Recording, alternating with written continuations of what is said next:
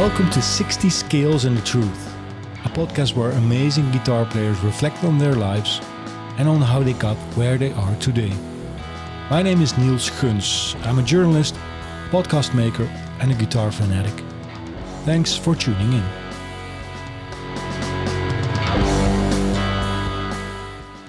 My guest today is a guitar player of who basically all phenomenal guitar players say he is a phenomenon. If you saw and heard him play, you'll probably agree with them. Besides having an out-of-this-world technique, he just makes beautiful music.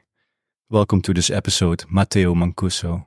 Thank you. Matteo, how are you? Because this year must have been crazy, right? I'm good.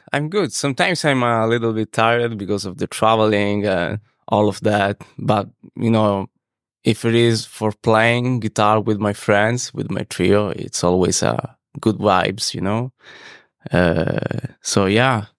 this year is pretty fantastic to me. Yeah? So, yeah. Because I said in the intro, a lot of phenomenal guitar players say you are phenomenal.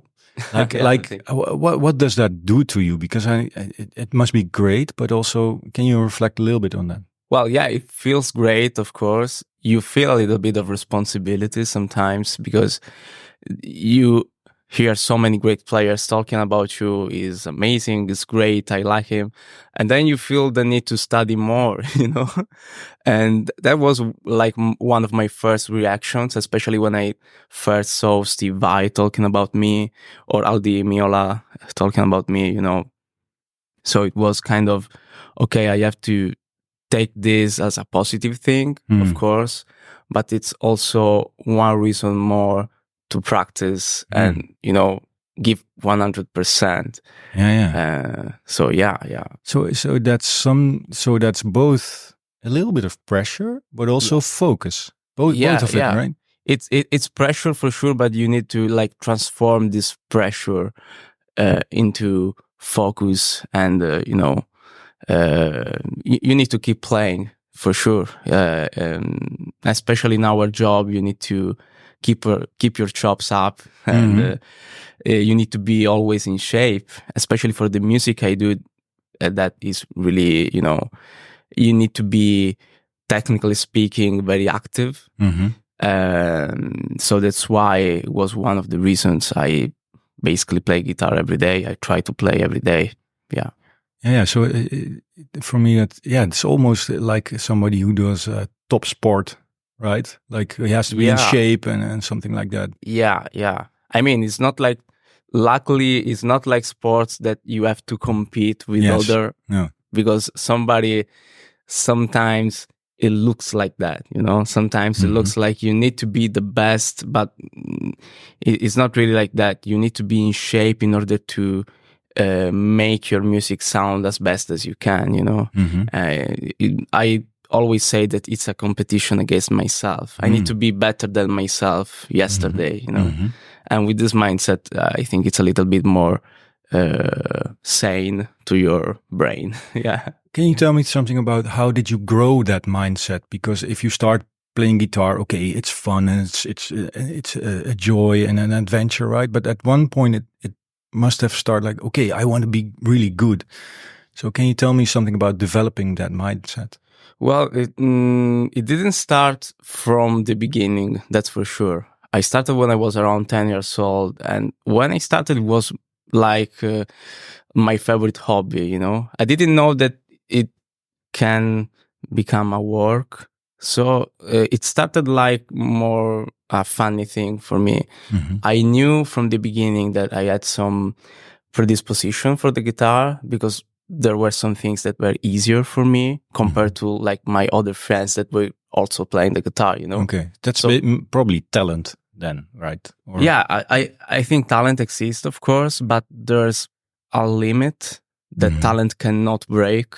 And if you want to go beyond that limit, I think you need to have talent plus discipline. Yes. Especially for the kind of music I do. But I think for every kind of music, if you want to achieve a certain level, I think talent is not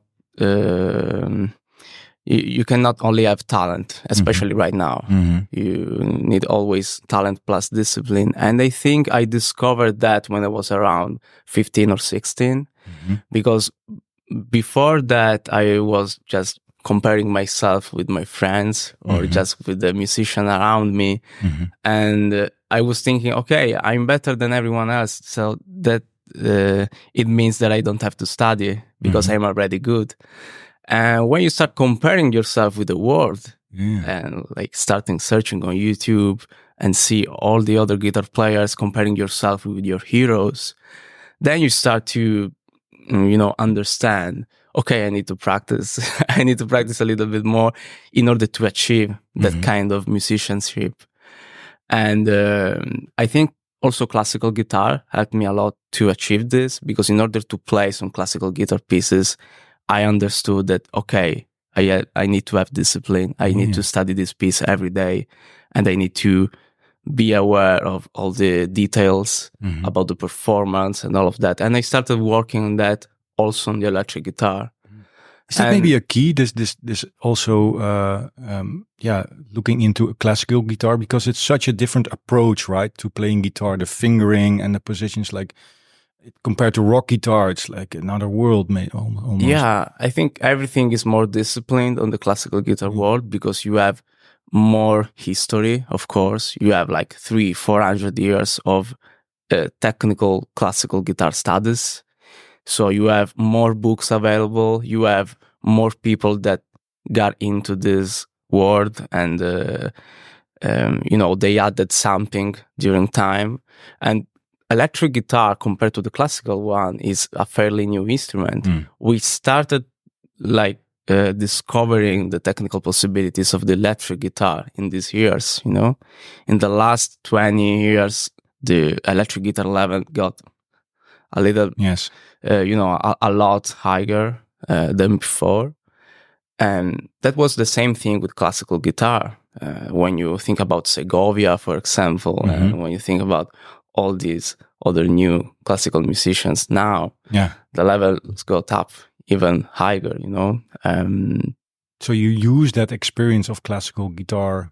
I kind of use that experience and that kind of discipline also to, like, you need to use the best fingering possible for this passage, or you need to study how to start a line, in which finger you need to start this line, And this kind of discipline, I try to apply it on my electric world, because I like classical guitar. I like to play classical guitar, but I consider myself primarily an electric guitar player.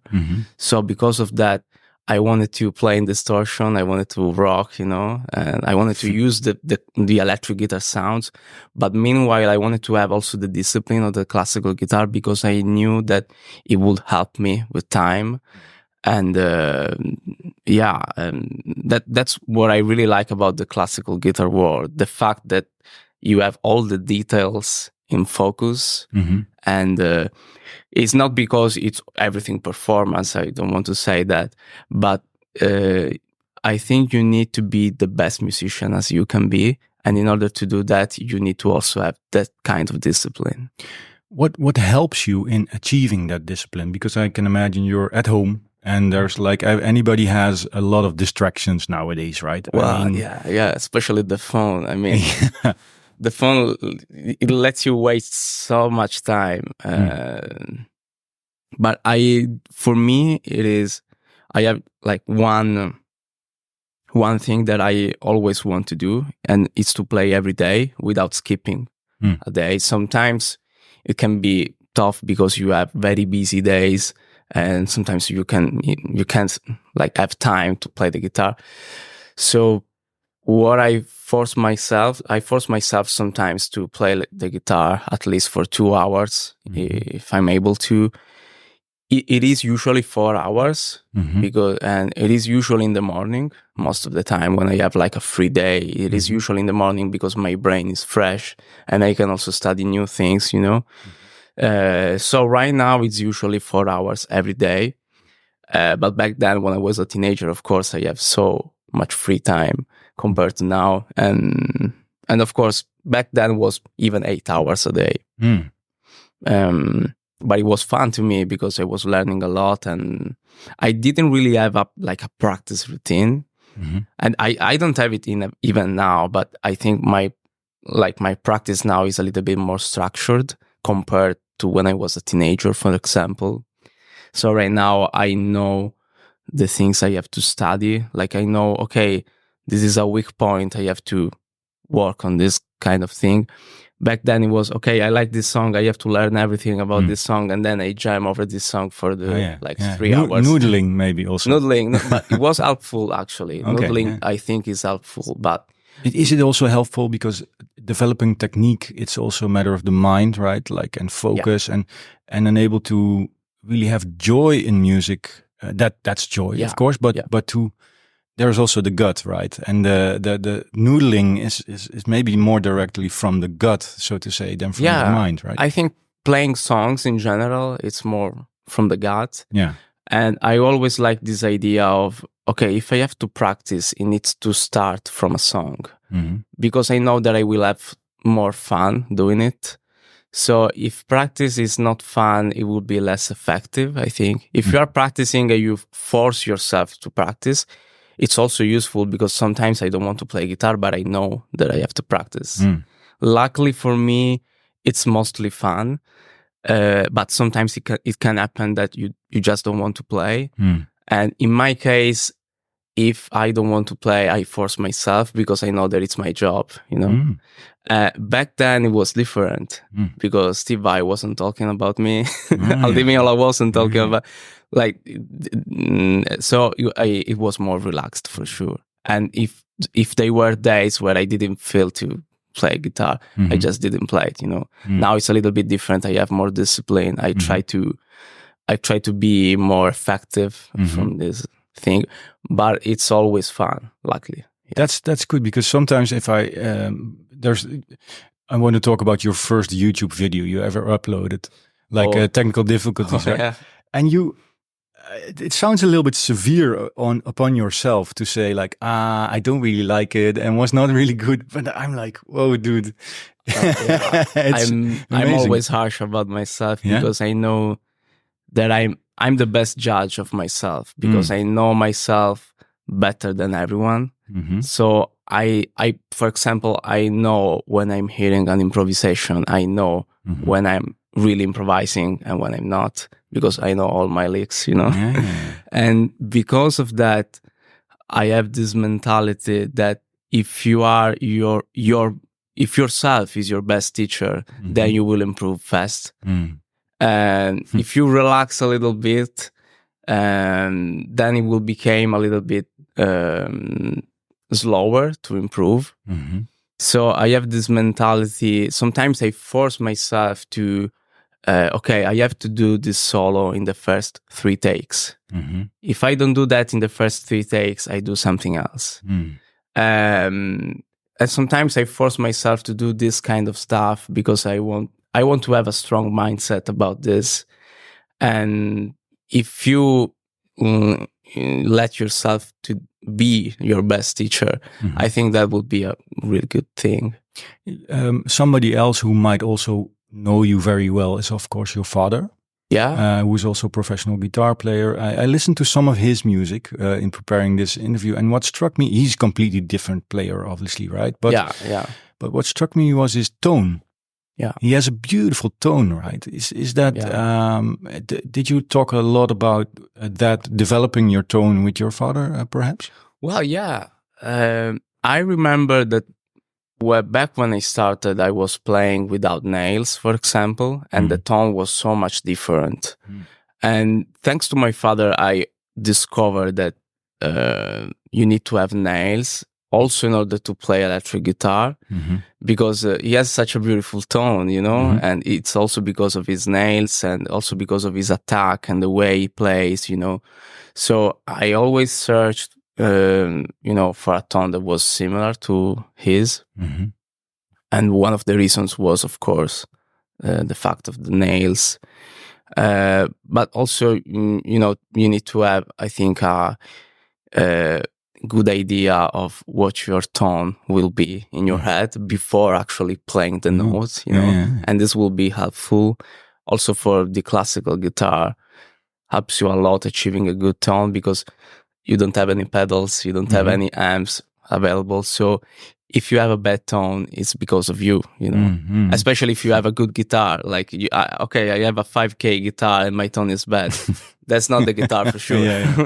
Yeah, it reminds me of Nuno Bettencourt, who he just plugs in into the amp, and maybe one pedal, or and he sounds it great. Sounds amazing. Yeah.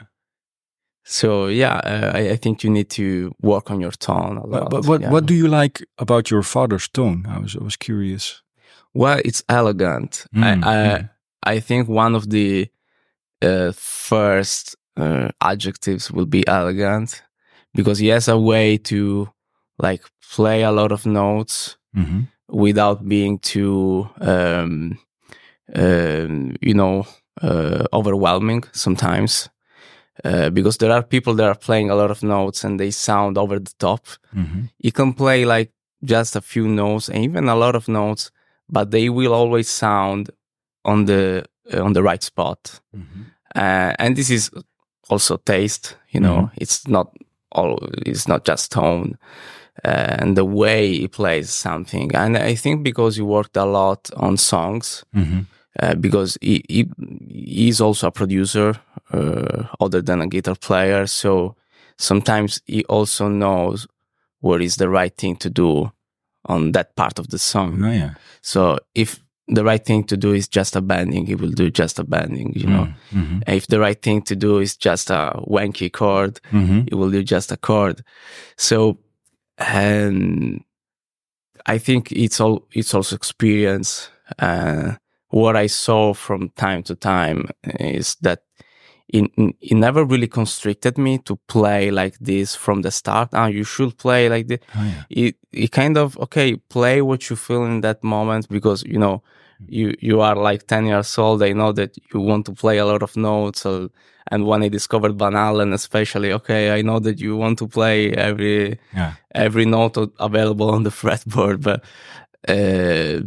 he knew that it was a phase, and he knew also that you need to pass a lot of phases before actually entering to. So he had a lot of confidence in you then, because he had to let go as well. Luckily it was really. I always say that he wasn't really a teacher for me, because he didn't really told me, you should do this like that, or you should do this like that. He always told me, you should listen to this guy, you should listen to this other guy, and all of that. So it was more kind of a listening guide. And when he knew that I was ready for something new, fresh, he was telling me, now you need to listen Wes Montgomery, or now you need to listen to Django. So I discovered a lot of jazz stuff thanks to him, you know. Reminds me of Pliny. We'll be talking about him later. I once heard an interview, and his father told him, he asked his dad, I want to learn jazz. How do I do it? And his father said, just listen. No, that's basically the same, right?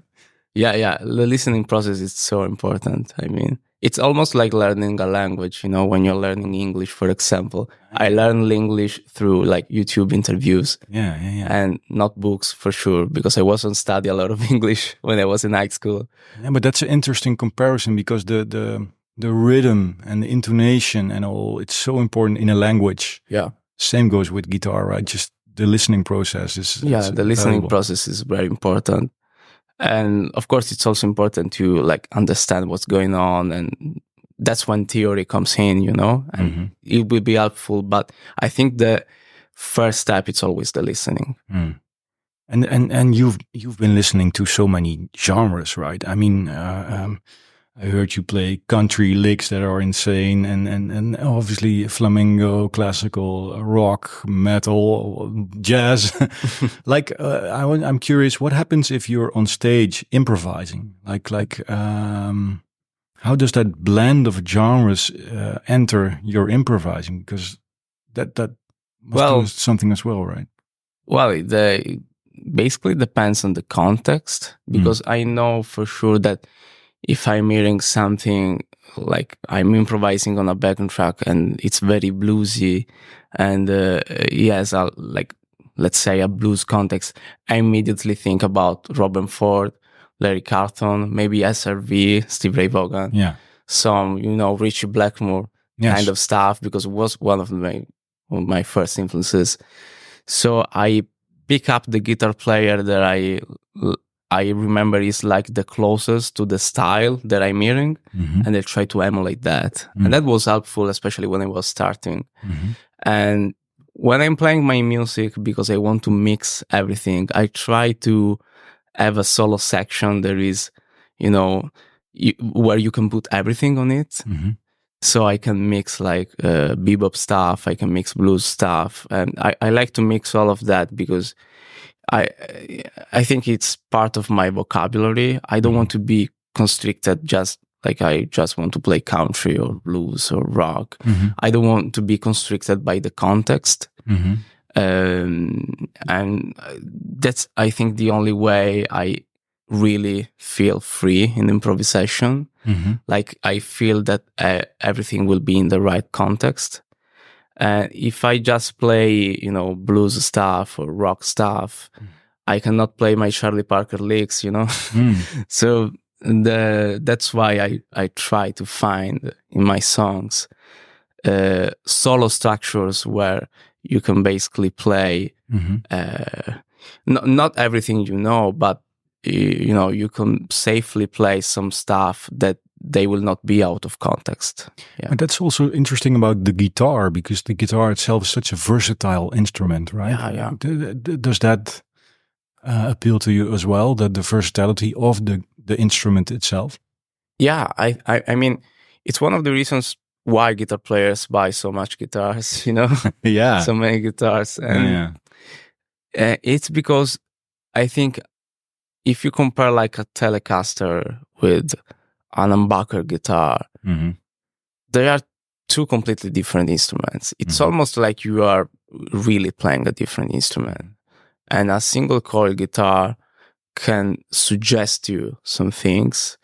Maybe a jazz guitar can suggest you some other things. And it depends also if the guitar has a lot of sustain, maybe you play less notes. If it has less sustain, you play more notes, and maybe you play more sort of a bebop stuff if you have a dark tone, let's say. And so the guitar itself suggests to you which direction you want to take. And I always liked humbucker guitars because I think the humbucker is closer to the sound I have in my head sometimes. Because, I have so many influences, but one of the guitar players that I like the most, tonally speaking, is Eric Johnson. And the strange thing is Eric Johnson is using a Strat.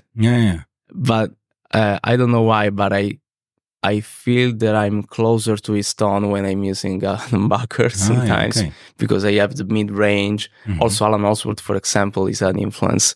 And sometimes I want to get close to his tone. Scott Anderson is also another influence. And, sometimes the right guitar suggests you the right thing to do. That's why you need to have a lot of guitars. And it's just cool. And it's just cool, They look cool. Right. There's so many stuff available also, right? I mean, hey, talking about composition, I saw an interview because Aldi Meola, he praised you, right, for your technique. And then like last week, there was something he said, composition, that's something he should focus on. It was not really critique, right? But it was like more, maybe that's something he could develop in more. I think it was a suggestion, not a critique. But it wasn't. But do you agree with that? Because we talk a lot about technique also, right? But composition, that your focus will be going more there in the future. Well, it needs to be there, because otherwise, I don't know what I will do without composition, It's something that it needs to be, you feel that it is the next step, And I always like composing because I always like composing stuff that is not associated with genres of styles. And one example could be Falcon Flight, for example. It's a tune from my first album, and it was one of the tunes where I didn't really knew what style or genre was. Like it's not fusion because it's not really fusion stuff. It's not jazz for sure. And it's not rock. So I like to, when I'm composing, I always like to creating something new. I don't like to compose thinking about, okay, I have to do a rock stuff, okay, or now I have to do a jazz tune. I don't like to compose that way. But of course, it needs to be something that an artist needs to have. I think it is something that it develops over time, because I started composing when I was around 20 or something. And I didn't really compose before because I was too obsessed with the instrument, you know? Yeah. And I was like too focused on getting good at that. But then I discovered, you know, that you can also get good at your instrument and composing your own stuff. Because, you know, sometimes you need to let go the instrument a little bit and think only with your mind, because the guitar itself can be too... it can limit you maybe also, right? Can limit you a lot, because sometimes I'm thinking myself about a melody and something, maybe like a chord progression, and then I grab the guitar and it changes, because I know all my chord shapes, I know a lot of muscular memory, so the muscular memory kicks in sometimes, and you follow your fingers and not your brain. So is it a way of composing for you then, maybe to just sit back and let the melodies enter your head then, or? Right now, I like to think about a melody or a composition before I actually grab the guitar. So I know that that melody or that composition is not affected by my ability on the instrument. Yeah. So the idea is more pure, let's say. And then when I grab the guitar, I just want to follow my ear, not my knowledge, you know? And that was hard for me to do. Especially at the start, because I was composing stuff that was under my fingers. Okay, I have this lick. Let's compose something over this lick, and then let's play a theme just by improvising and trying to search something on inside my licks. Let's say. Now it's more like, okay, I don't want to follow what I can do. I want to follow what I want to do. Before, when I started composing, it was more, okay, I follow the things I can do on the guitar and I mix them in order to create something new. Now it's more, okay, I want to create something new from scratch without touching my guitar. And then I can be influenced by the instrument, but the idea needs to be there from the start. So I know that it's not affected by my ability to play the guitar, you know. This way of composition, I think it's more you develop less guitaristic ideas, let's say, so the composition sound more fresh to my ears. It's the way I compose now, rather than before. It was just, okay, grab the guitar and let's see where we got. Yeah. Am I correct that your girlfriend, she studied composition, right? Or She actually finishes studies in composition. She's a classical music composer. Yeah. So is that a topic of talking with her as well about the approach of composition? Because obviously she has a lot of knowledge then, right? About this. Yeah. And you know, we have different ways to organize ourselves on the composition process, for example. So she has a way, you know, a very technical way to composing, and that's because on the classical music you need to be able, of course, how to read and how to interact with paper first of all. So she starts most of the time by writing it on paper, and that's a different thing from my perspective, you know, because I always start sometimes with the instrument directly, or sometimes even just an idea on my mind and I record it. So like my approach is more direct, let's say, but her compositions are of course more complicated because they are influenced by classical music. So in that case, I think you need to write it down, you know, because it will help you a lot. So she has a lot to do with paper, and not me. I can read music, but I'm not a really good sight reader. So I sometimes, most of the time, I don't write my compositions. I have a demo project on Logic, but I don't have the score music most of the time. But did you meet at the same? You went to the same conservatory, or we went to the same conservatory. I did jazz guitar, and she did. So you met there. We actually met in high school, and it was the same musical high school in Palermo. Then we met after a few years at the conservatory, and we met there. Yeah. So how important was that period in the conservatory for you? Well, it was really, really important. Not only because I discovered, you know, a lot of friends and a lot of new music. I luckily had really good teachers. Especially my jazz guitar teacher is called Paolo Sorge. He's a jazz player from Catania. He was teaching there back when I was there at the conservatory in Palermo, of course. Of course, I did a lot of stuff about playing together with people.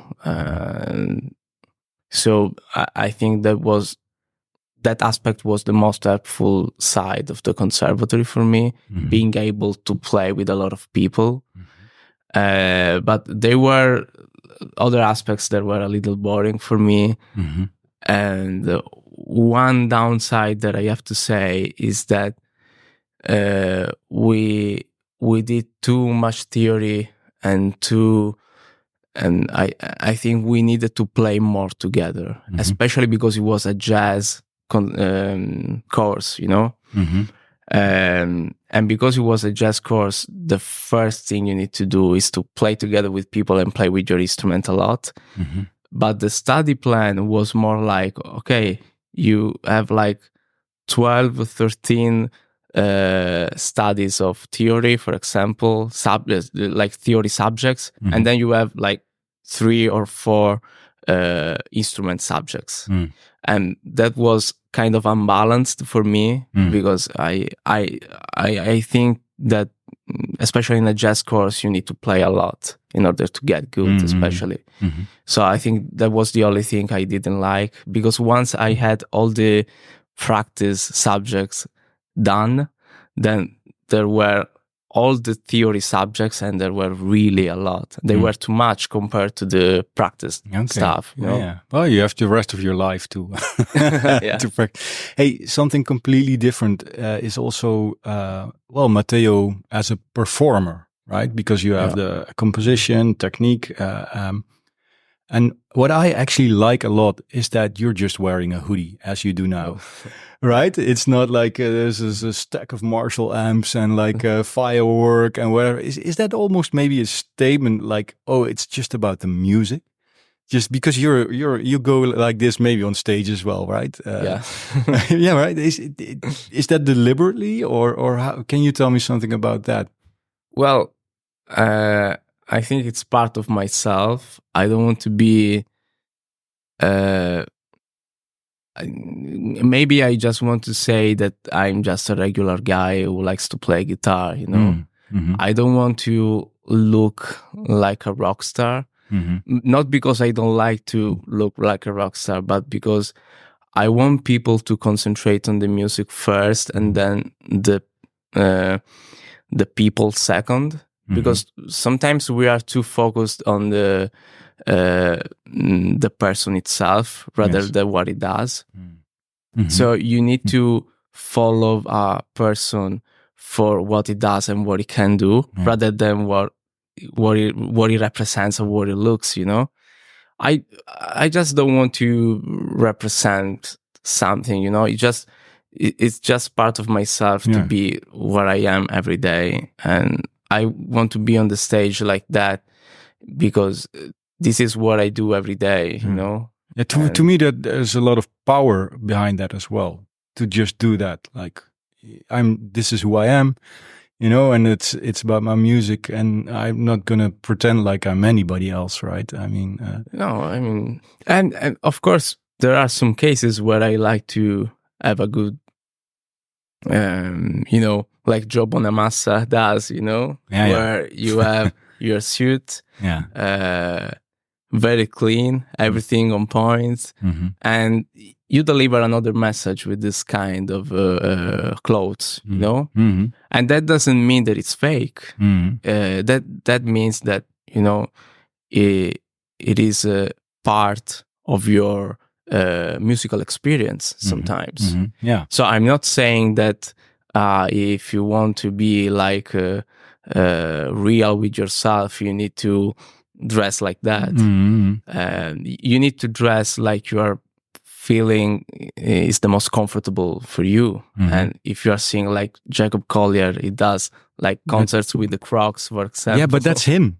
And that's him. Yeah. The important thing is that you do not dress like yourself. Yes. When I see Joe Bonamassa playing with the suit, I know, okay, that's Joe. Yeah. And that's real to me. But of course, the most real thing to me is wearing this. Yeah. Yeah. There's this one video of Eugene's Trickback where you're also wearing a hoodie, and you see in the back